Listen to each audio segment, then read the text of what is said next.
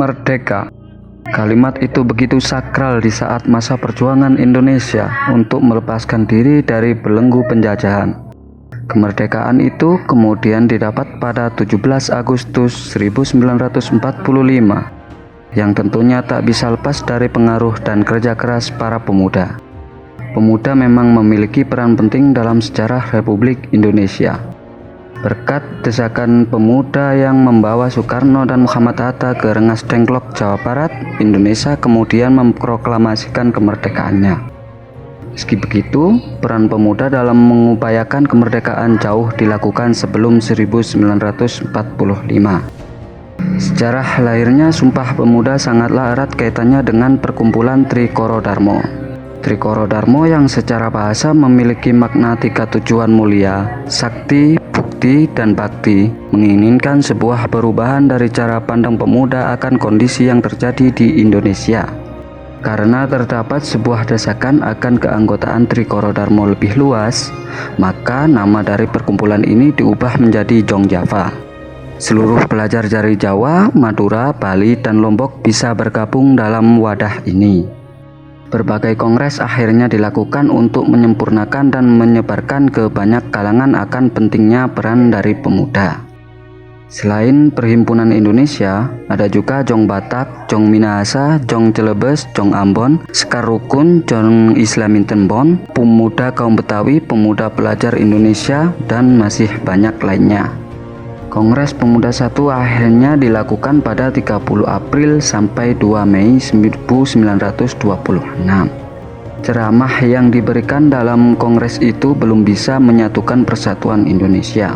Masih adanya ego kedaerahan yang kuat dari tiap kelompok. Kemudian mereka sadar bahwa ego kedaerahan itu akan mempersulit Indonesia untuk bersatu dan berjuang melawan penjajah. Pada 27 sampai 28 Oktober 1928, kebanggaan dan rasa senasib para pemuda sebagai anak bangsa menjadikan mereka berkumpul lagi.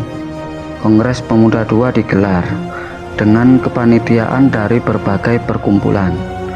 Mereka berkumpul di Batavia, yang sekarang disebut Jakarta, dan mulai menyatakan sebuah kesepakatan bersama akan pentingnya persatuan pemuda. Deklarasi pun dilakukan dan dikenal dengan nama Sumpah Pemuda. Istilah Sumpah Pemuda sendiri tidak muncul dalam putusan kongres tersebut, melainkan diberikan setelahnya.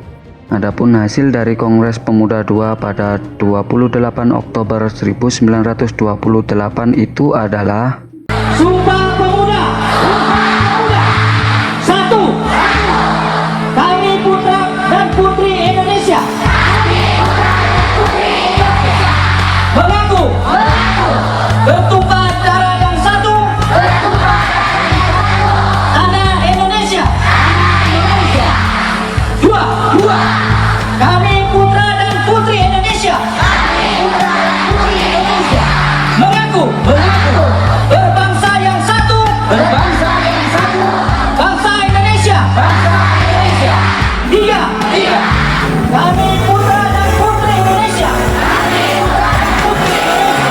menjunjung bahasa persatuan, bahasa Indonesia. Rumusan Sumpah Pemuda tertulis dan dibacakan dalam acara itu.